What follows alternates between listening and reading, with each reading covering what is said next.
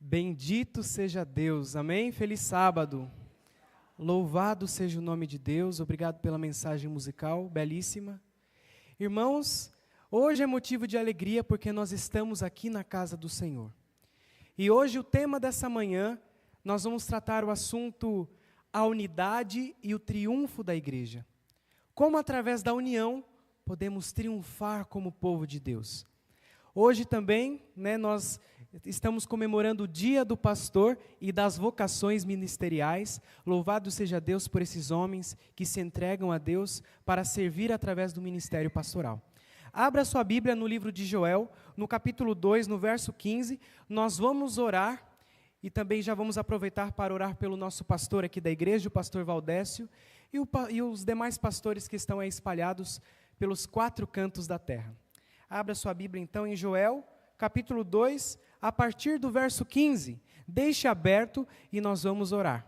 O livro de Joel é um livro que trata sobre arrependimento, sobre o dia do Senhor.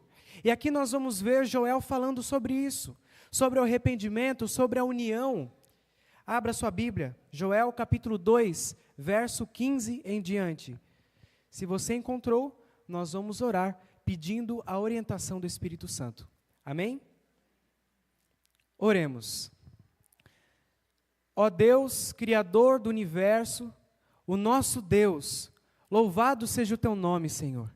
Estamos aqui com a tua palavra aberta e nós sabemos que quando a tua palavra é aberta, há transformação, há poder, e nós sabemos que o teu Espírito Santo está em nosso meio.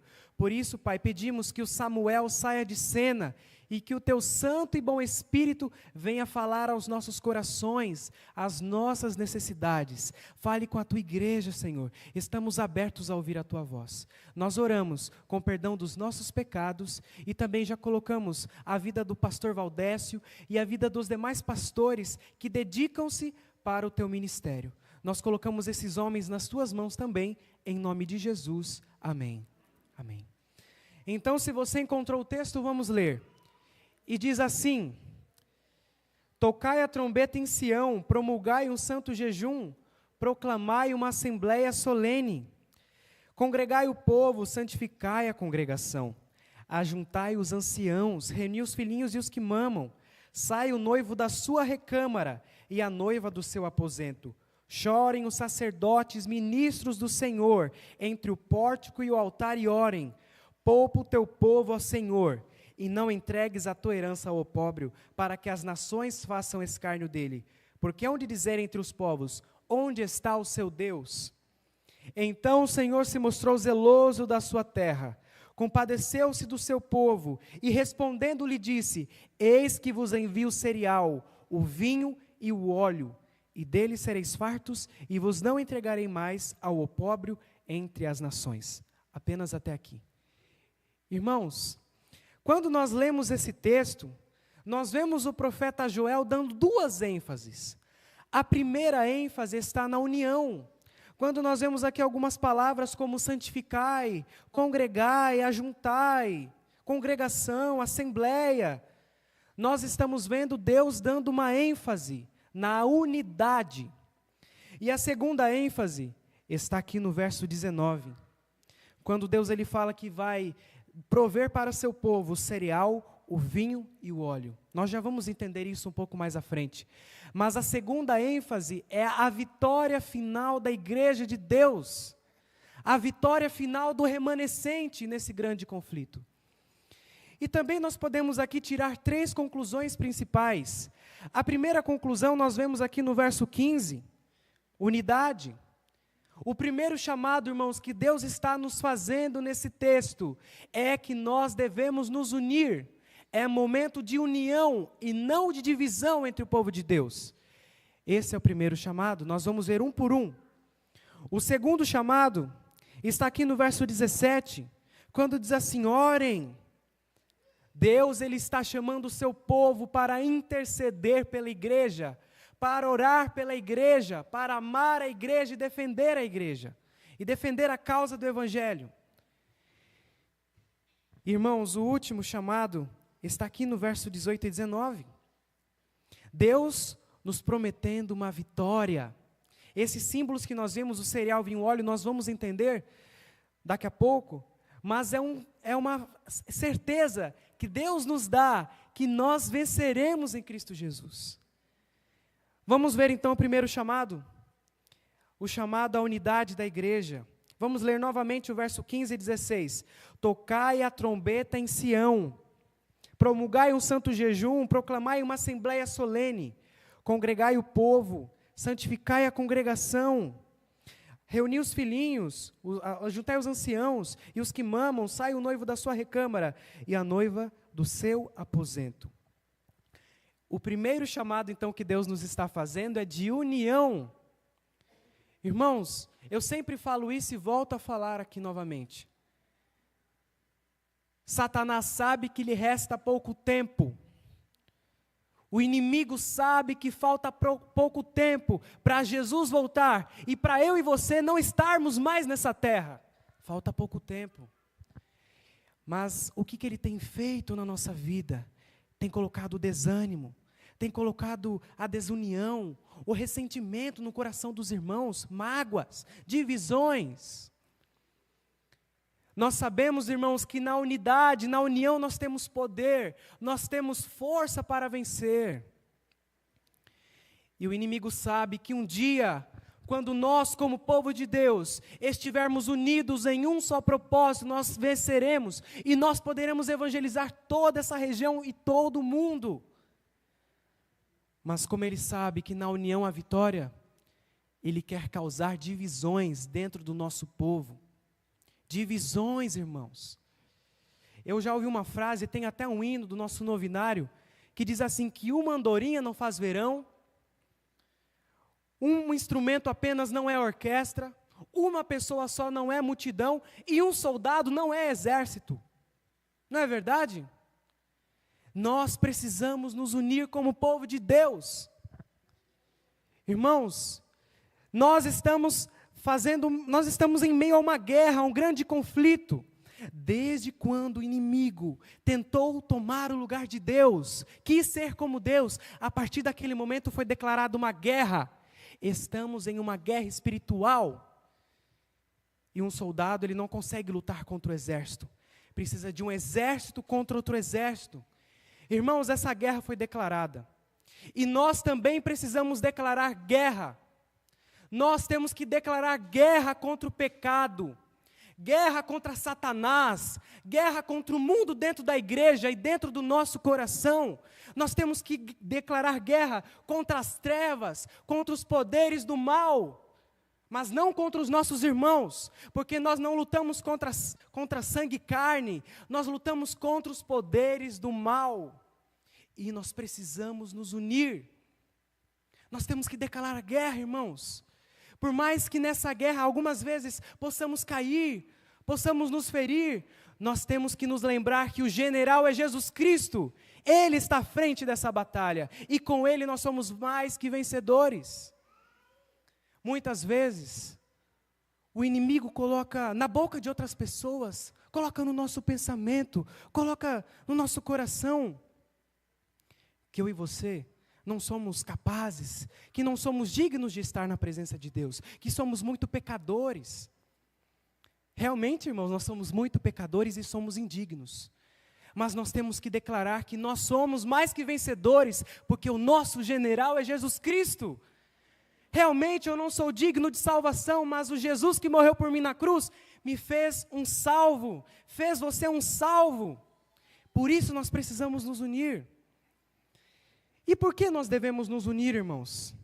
Vamos abrir as nossas Bíblias em Salmos, no capítulo 102, e nós vamos ler a partir do verso 18 ao 21.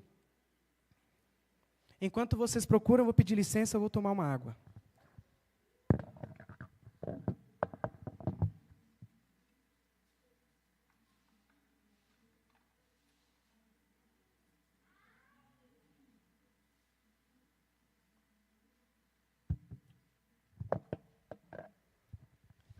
Encontraram?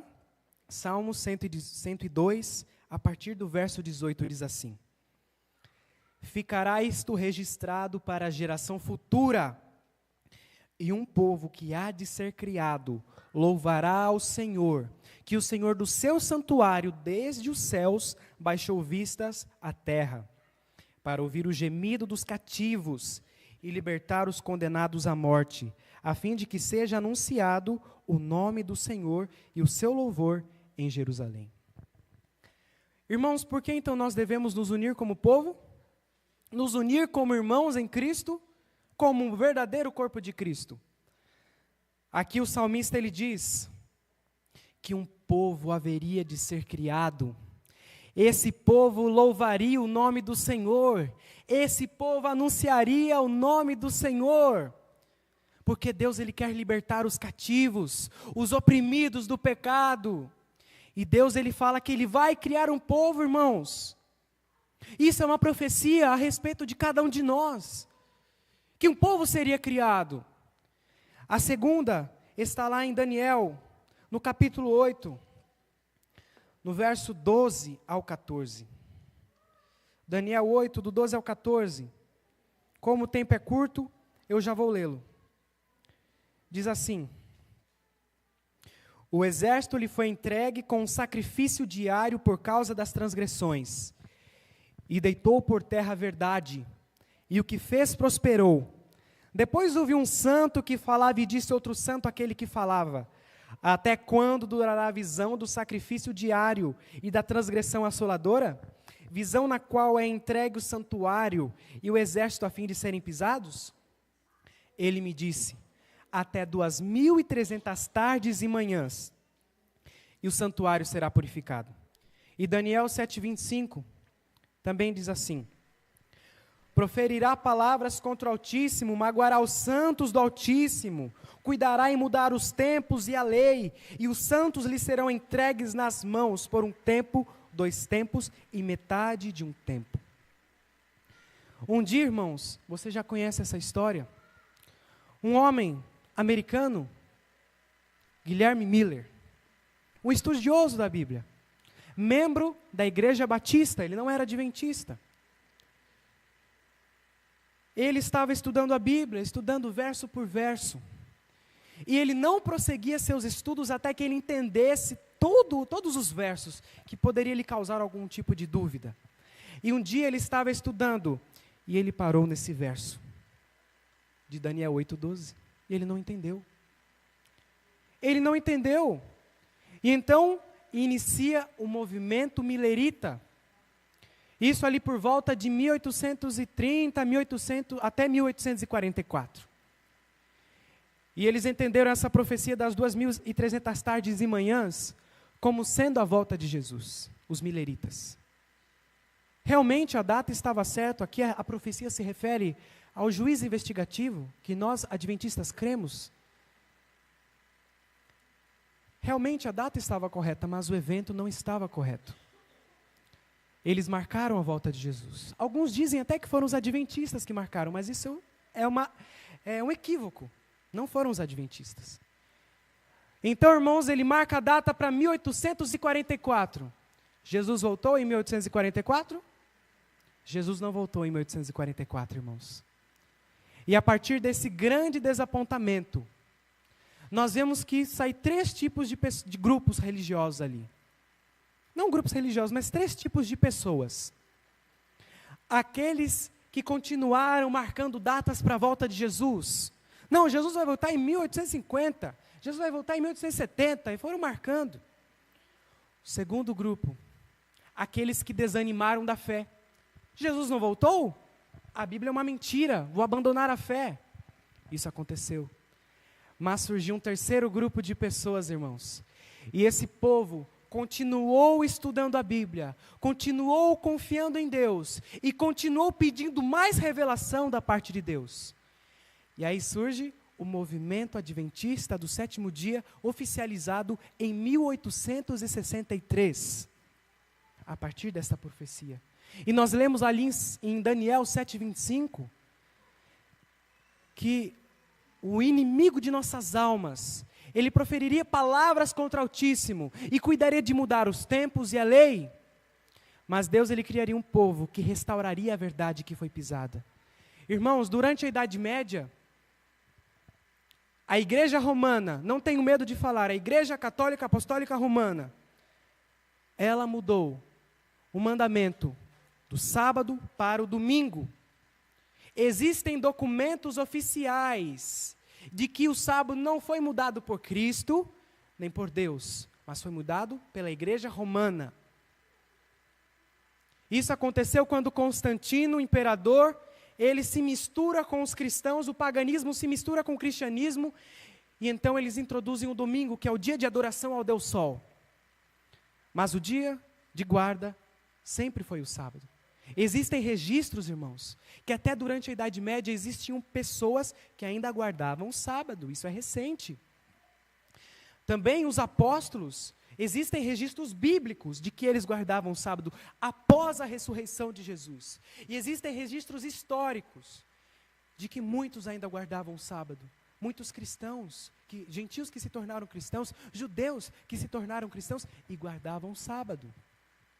A própria Igreja Romana diz que realmente não foi Deus que mudou, foi a tradição da igreja, porque a tradição da igreja é maior do que a Bíblia. É isso que eles dizem, vocês podem pesquisar. Mas Deus, ele levantaria um povo, irmãos. E esse povo levantaria a mensagem que havia sido pisada por muito tempo. Lembra aqui que a profecia disse, Daniel 7:25, para você que está na sua casa, pode novamente ler esse texto. Diz que o inimigo mudaria os tempos e a lei. Isso aconteceu. A lei de Deus, os 10 mandamentos, foi mudada. O mandamento que diz para não adorar imagem foi tirado no catecismo. O mandamento que falava para não guardar o sábado foi trocado pelo domingo. A lei foi mudada. E os tempos também. Qual dos 10 mandamentos fala sobre tempo? O mandamento do sábado. O 4º mandamento. De acordo com Ezequiel 20:20, é um sinal de Deus entre Deus e os seus filhos. O sábado é um sinal de honra a Cristo. Muitos ignorantes dizem que o sábado foi abolido. Mas se nós pararmos para ver que os apóstolos guardaram o sábado, Jesus guardou o sábado, Maria guardou o sábado. E também Isaías, nos últimos capítulos, diz que até na Nova Jerusalém, na nova terra, nós guardaremos o sábado. De um sábado a outro adoraremos ao Criador. Irmãos, por mais que durante todo o tempo da história humana, por mais que aparentemente os ímpios sempre estão prevalecendo, Deus, ele sempre tinha os seus representantes. Entre Caim e Abel, ele tinha Abel, ele tinha Noé para o seu tempo, ele tinha Abraão para o seu tempo, ele tinha Elias para o seu tempo, ele tinha João Batista para o seu tempo, ele tinha os valdenses na Idade Média. E nos últimos dias, Deus também levantaria um povo remanescente. O povo de Apocalipse 12:17, que guarda os mandamentos de Deus e tem o testemunho de Jesus. E nós cremos, irmãos, que somos esse povo. Nós não somos exclusivistas. A salvação é para todas as igrejas. Porque quem salva é Jesus Cristo, não é a igreja adventista. Irmãos, existem muitos irmãos de outras igrejas que serão salvos. Muitos católicos, muitos batistas, muitos irmãos da congregação cristã no Brasil. Muitos serão salvos. E Deus, ele leva em consideração a sinceridade desse povo. Mas nós, como adventistas, entendemos que o povo adventista, ele é um povo diferente, não é o único que vai ser salvo, mas é um povo que foi levantado por Deus para trazer uma mensagem para os nossos dias, as 3 mensagens angélicas, e nós cremos nisso, irmãos. Por isso que nós temos que nos unir. Eu conheço igrejas que foram formadas porque pastor brigou com outro pastor, pronto, vou fazer minha igreja. Ou alguém, tive um sonho, nada baseado na Bíblia. Um anjo veio e falou para mim, nada baseado na Bíblia, irmãos. Mas diferente de muitos movimentos, por mais que Deus leve em consideração a sinceridade deles, Deus, ele viu que tinha um povo diferente. Um povo que restauraria a verdade que havia sido esquecida. Por isso que nós devemos nos unir, irmãos. Porque outros movimentos surgiram através de intrigas e brigas entre líderes religiosos, ou por superstições. Mas o nosso povo, ele foi criado à luz da Bíblia e do Evangelho, amém? Nós fomos criados à luz da Bíblia e do Evangelho.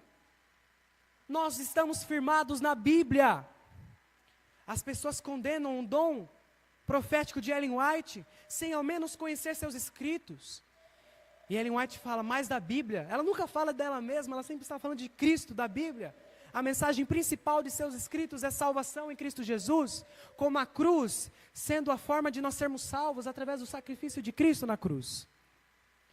Mas a Bíblia já disse que nós seríamos perseguidos.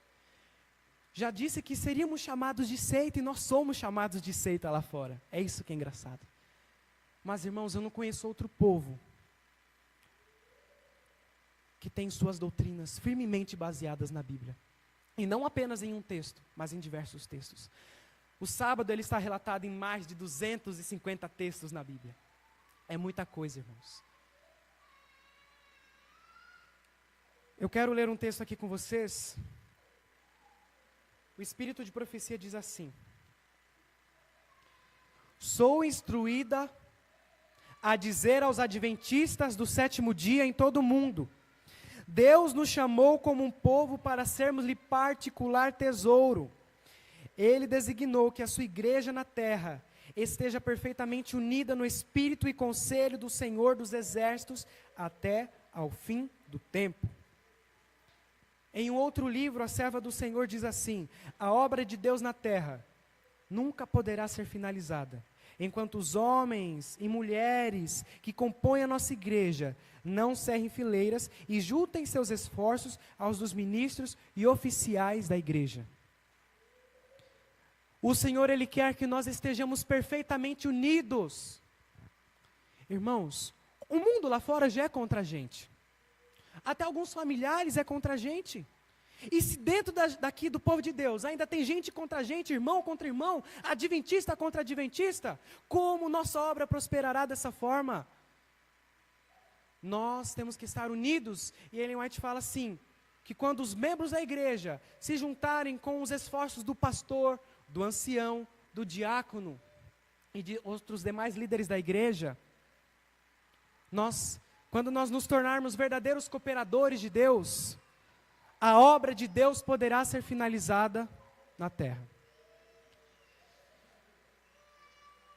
Aqui, irmãos, nós vamos agora para o segundo chamado que Deus nos faz. Joel no capítulo 2, ali no verso 17. Chorem os sacerdotes, ministros do Senhor, entre o pórtico e o altar, e orem. Poupa o teu povo ao Senhor, e não entregues a tua herança ao pobre, para que as nações façam escárnio dele. Porque hão de dizer entre os povos: onde está o seu Deus? Irmãos, o segundo chamado que Deus nos faz é de orarmos pela igreja. É de orarmos como povo de Deus.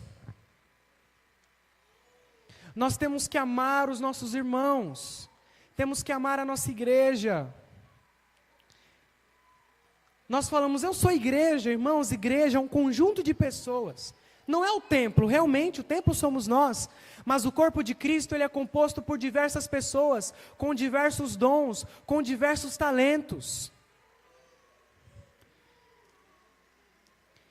O Espírito de Profecia diz assim, Testemunhos Seletos 2, página 355. Embora existam males na igreja, e tenham de existir até o fim do mundo, a igreja destes últimos dias há de ser a luz do mundo, poluída e desmoralizado pelo pecado. A igreja, débil e defeituosa, precisando ser advertida, precisando ser aconselhada, é o único objeto na terra a qual Cristo confere a sua suprema consideração. Irmãos, por mais que dentro da igreja existam defeitos, não doutrinários nem bíblicos, mas eu digo como pessoas, por mais que teremos alguns problemas, até os últimos dias, porque nós somos humanos, a promessa de Deus, que por mais que essa igreja, ela precisa ser repreendida por Deus, aconselhada, por mais que essa igreja é débil e defeituosa, Ele é o único objeto na terra a qual Cristo confere a sua suprema consideração. E é por meio desta igreja, irmãos, que não o universo inteiro, mas que o nosso planeta inteiro será abalado pelo Evangelho. É através desse povo, eu creio nisso. Porque a Bíblia nos diz assim. Por mais, irmãos, que tenhamos dificuldades, defeitos, é por meio desta igreja, irmãos, deste povo, que vai iluminar as trevas desse mundo. É por meio deste povo. Lembrando que todas as igrejas, todos têm seus salvos em todas as igrejas. Mas o povo adventista, ele é um povo que tem uma mensagem especial para os nossos dias. E olha, irmãos, o último chamado que Deus nos faz, quando nós nos unirmos, quando nós orarmos pela igreja, nós vamos entender agora o verso 18 e 19. Mas antes, Deus ele está fazendo agora um chamado para mim e para você, e uma repreensão também. Se nesse momento agora, estamos vindo para a igreja para sermos críticos, para criticarmos quem prega, quem canta, quem ora, quem está na recepção da igreja, se estamos vindo na igreja apenas para reparar nas vestes dos nossos irmãos, que em nome de Jesus isso seja repreendido da nossa vida. Porque Deus ele não quer críticos na igreja. Ele não quer críticos. De críticos o mundo já está cheio. Deus ele quer obreiros valorosos, que querem trabalhar pela causa do Senhor. A seara é grande. E precisam de trabalhadores, de crianças, de jovens. Eu tenho apenas 17 anos. De pessoas de mais idade, maduras, experientes. Deus ele quer pessoas de todas as idades, de todas as classes, de todos os sexos. E Ele chama a mim e a você. Se nós estamos tendo uma posição de críticos, que isso, pela graça de Deus, possa ser tirado da nossa vida. Mas que possamos ser verdadeiros cooperadores de Deus. Deus ele precisa de cooperadores e não de críticos. E quando nós orarmos e nos unirmos como igreja, irmãos, a promessa de Deus se cumprirá, que está no verso 18 e 19. Isso é lindo, maravilhoso. Então o Senhor se mostrou zeloso da sua terra, compadeceu-se do seu povo. E respondendo lhe disse, eis que vos envio o cereal, o vinho e o óleo, e dele sereis fartos, e vos não entregarei mais ao opróbrio entre as nações. Deus aqui ele faz uma promessa para o seu povo, principalmente para o povo dos últimos dias. Ele daria ao seu povo o cereal, o vinho e o óleo. Em algumas traduções, irmãos, o cereal ele pode ser traduzido como trigo. O que o trigo, o cereal, o alimento físico, ele representa espiritualmente na Bíblia? A palavra de Deus. O vinho, o suco de uva que nós tomamos na Santa Ceia, o que representa o vinho? O sangue de Cristo. E o que representa o óleo, irmãos? Lembram das viúvas? Das virgens, perdão? O Espírito Santo.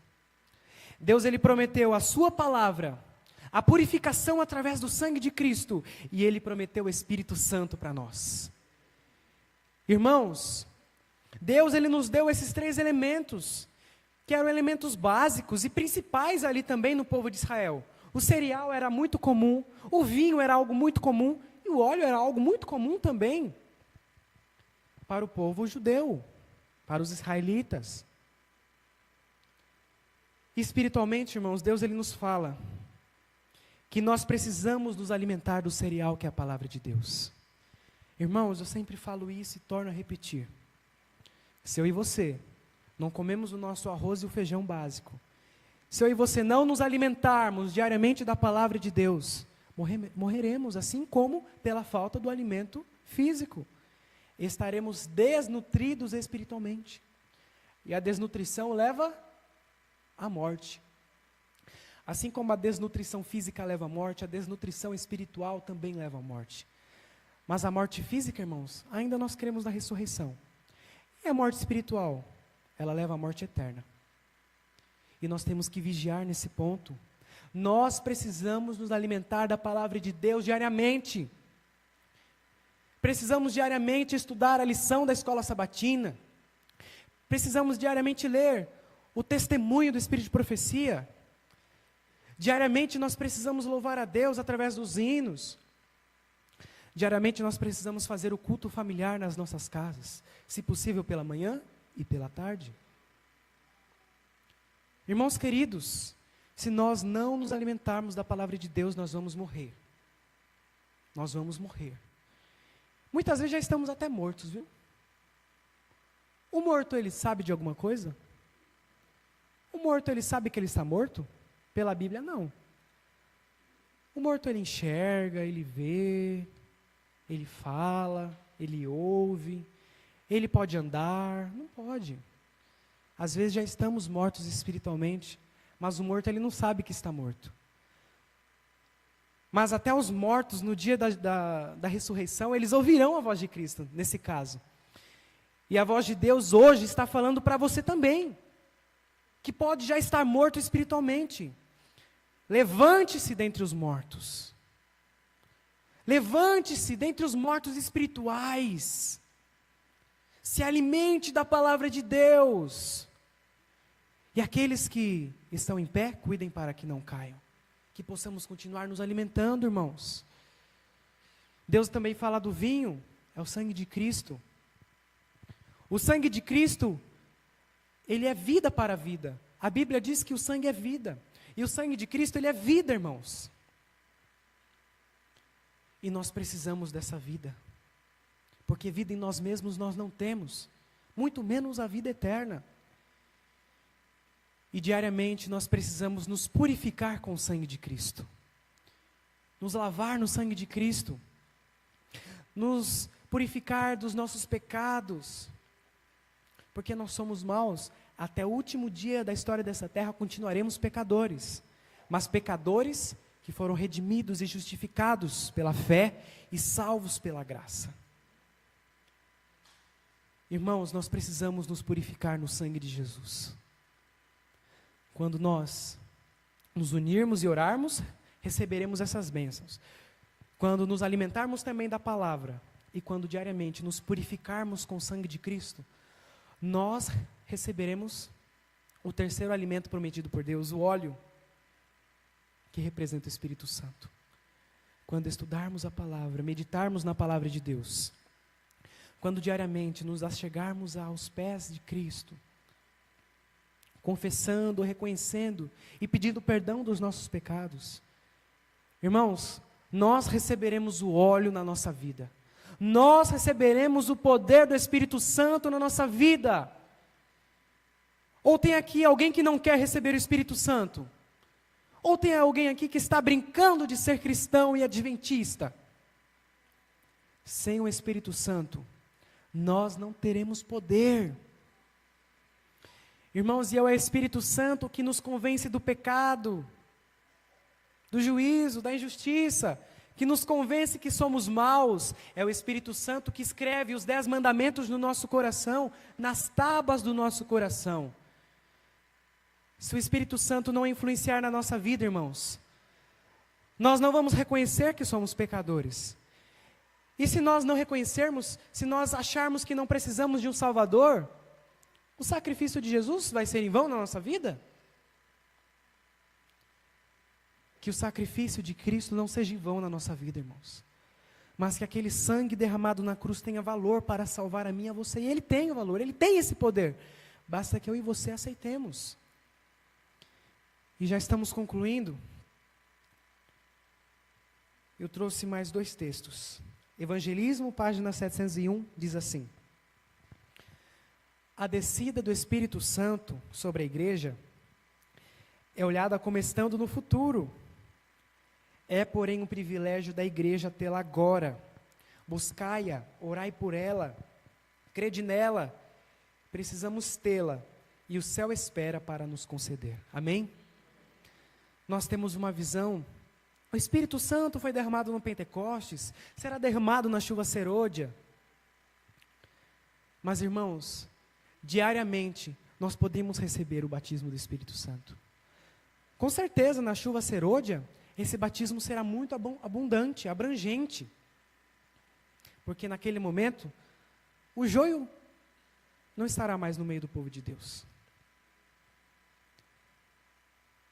E olha, irmãos, nós precisamos diariamente. A promessa de Deus é que nós não vamos receber apenas o Espírito Santo quando foi no Pentecostes ou apenas na chuva serôdia, que será derramado em breve. Mas o Espírito Santo, ele pode ser derramado na nossa vida quando estamos de joelhos orando ao Senhor. Quando estamos aqui na igreja e também nas nossas casas, lendo a palavra do Senhor. Quando pegamos o nosso inário e tiramos 15, meia hora para louvarmos a Deus. Quando perdoamos os nossos irmãos. Quando confessamos nosso pecado a Deus. É nesse momento que Deus está fazendo a obra dele na nossa vida. Quando eu e você estamos com mágoa de alguém, isso é muito triste, irmãos. Mas quando você está triste com alguém, algum familiar, algum irmão, e você pede perdão, ali é uma porta que está se abrindo para o Espírito Santo descer na sua vida. Ali é o significado que Deus está trabalhando no nosso coração e que Ele está fazendo uma obra na nossa vida. Irmãos, o Espírito Santo não vai ser derramado quando estivermos ali nas redes sociais, quando estivermos ali em aqueles aplicativos de vídeos curtos, quando estivermos em momentos de socialização. Nós precisamos sim ter momentos de socialização como irmãos, mas nós não podemos negligenciar a comunhão diária com Deus. Sabe por quê, irmãos? Esse povo aí do TikTok, eles vão ficar aqui, eles não creem em Jesus, eles não querem aceitar a salvação, ainda há tempo para se arrependerem, e vamos orar para que isso aconteça na vida deles. Mas por que estamos perdendo tempo com essas coisas frívolas que vai ficar aqui? Tudo isso vai ficar aqui, irmãos.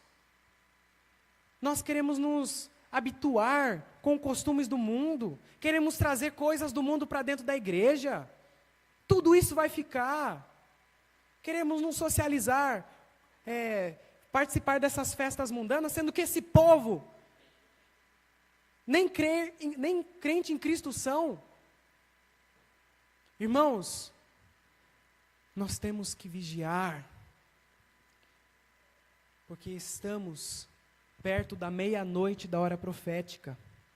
Falta pouco para Jesus voltar. E nós precisamos despertar, acordar.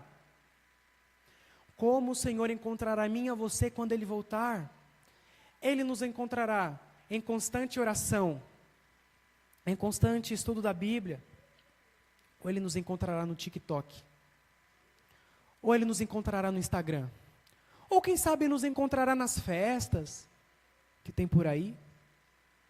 Ou será que Ele nos encontrará falando mal dos nossos irmãos? Ou nos encontrará mentindo, roubando, tendo pensamentos maus? Como o Senhor nos encontrará, irmãos? Claro que quando Jesus voltar, a porta da graça vai estar fechada e os santos continuarão a se santificar, os ímpios continuarão a estar no seu movimento ali. Mas eu digo isso se fosse agora na nossa vida, agora, hoje. Como Deus nos encontraria? Como Deus nos encontraria fora do dia de sábado? Será que somos adventistas no sétimo dia? Ou somos adventistas do sétimo dia? Ser adventista no sétimo dia é fácil, porque é 4, 5 vezes no máximo por mês você é adventista. Mas nós temos que ser adventistas nos 30 dias do mês, nos 365 dias do ano, em todos os momentos, irmãos, da nossa vida. Desde quando aceitamos a Cristo, nós temos que ser verdadeiros cristãos adventistas. E o último texto que eu quero ler, está também em Evangelismo, página 707. Isso foi escrito em 1915, há mais de 100 anos atrás. A obra está prestes a concluir-se, isso em 1915. Os membros da igreja militante que se houverem demonstrado fiéis, tornar-se-ão a igreja triunfante. A nossa divisa deve ser para frente, sempre para frente. Anjos do céu irão adiante de nós, preparar-nos o caminho. Irmão, se naquela época a obra já estava prestes a concluir, se imagina nos nossos dias. Nós temos visto guerras, rumores de guerras. Nós temos visto os pais matando filhos, filhos matando pais. Nós temos vendo que o amor está se esfriando no coração das pessoas e dentro da igreja de Deus. Até em muitos cristãos, infelizmente. Mas a promessa de Deus é que aqueles que permanecerem fiéis, aqueles que diariamente se entregarem a Cristo, aqueles que diariamente declararem guerra contra o pecado, aqueles que diariamente, por mais que sejam pecadores, por mais que caiam, mas seguram na mão de Cristo, aqueles, irmãos, que confiam que não são salvos por si mesmos nem pelas obras, mas são salvos pelos méritos de Cristo. Aqueles que diariamente se entregam ao Senhor, esses se tornarão a igreja triunfante lá no céu. E eu quero fazer parte da igreja triunfante. E eu acredito que muitos de vocês também querem. Alguns não querem, eu vou ser sincero. Tem muitos aqui que não querem, é verdade. Mas tem muitos aqui que querem. E Deus está falando para nós que queremos, para nós que aceitamos. Aqueles que não querem, Deus não vai insistir. Deus não vai, porque Ele já está dando tempo agora para mudarmos a nossa vida. Mas se nós não quisermos mudar, infelizmente, a parte de Deus foi feita. Agora é a escolha de cada um de nós. Mas esses que se manterem fiéis se tornarão triunfantes em Cristo Jesus. Hoje nós aqui somos a igreja militante. Mas um dia, irmãos, a promessa de Deus é que nós nos tornaremos triunfantes. E para que possamos nos tornar triunfantes, irmãos, nós precisamos nos unir, precisamos orar pela igreja, precisamos nos alimentar diariamente da palavra de Deus, estarmos revestidos e termos a espada à disposição de cada um de nós.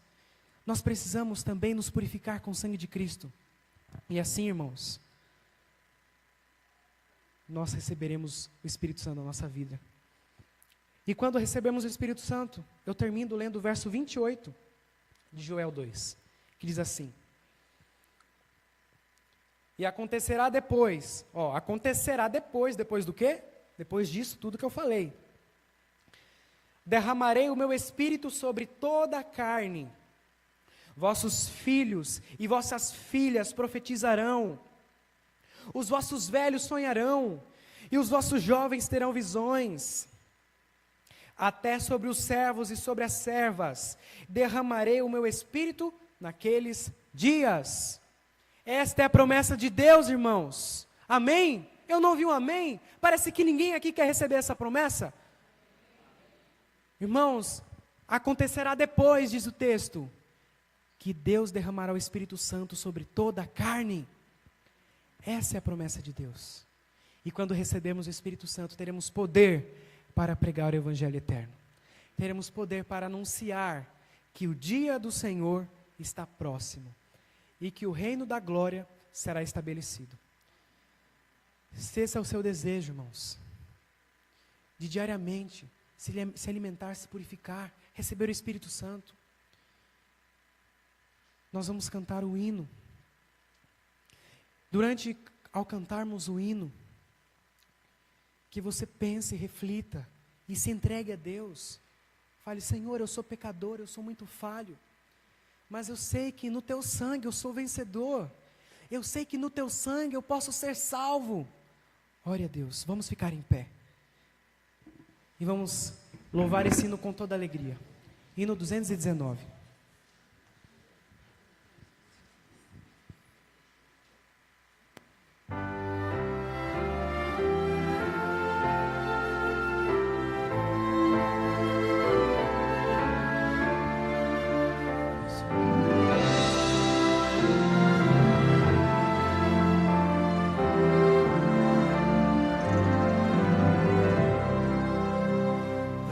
Igreja, o fundamento.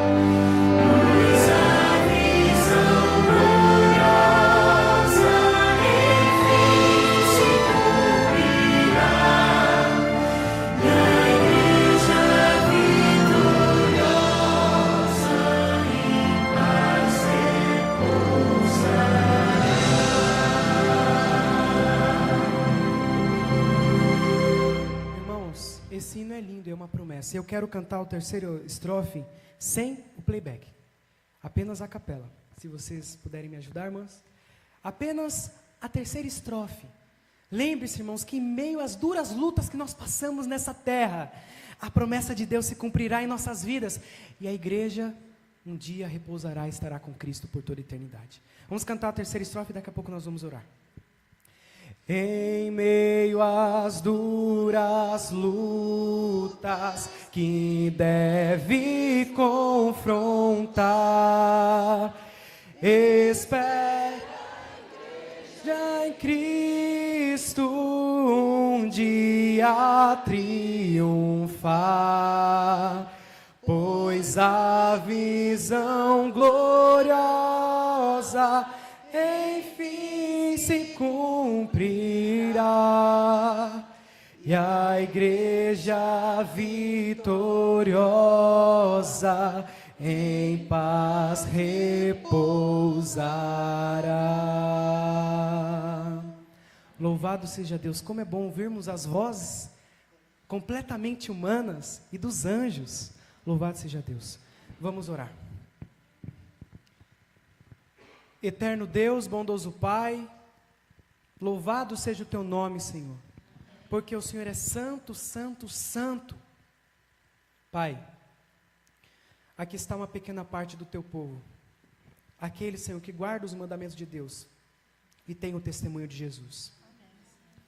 Nós somos pecadores, Pai, nós somos falhos, somos errantes, mas nós cremos que pela graça de Cristo nós podemos ser salvos. Nós cremos que através do sacrifício na cruz, o Senhor pode operar grandes transformações na nossa vida. Senhor, hoje nós fazemos parte da igreja militante, mas nós oramos e pedimos humildemente que todos nós que estamos aqui, um dia possamos nos tornar parte da igreja triunfante em Cristo Jesus.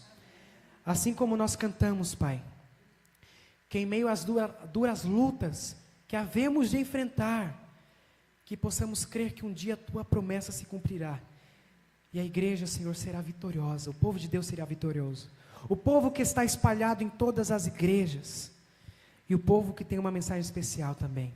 Um dia, Senhor, todos estaremos juntos, adventistas, assembleianos, católicos, estaremos todos em um mesmo céu, e que o Senhor nos ajude, Pai, nós como povo remanescente, a pregarmos o Evangelho, a pregarmos as verdades para esse tempo, e que através de nós, muitas e muitas pessoas possam ser entregues a Ti. E também queremos entregar as nossas vidas nas Tuas mãos, com perdão dos nossos pecados. Abençoe a Tua igreja, Senhor, espalhada na face da terra, que a Tua igreja possa estar fundamentada em Jesus Cristo e na Tua palavra.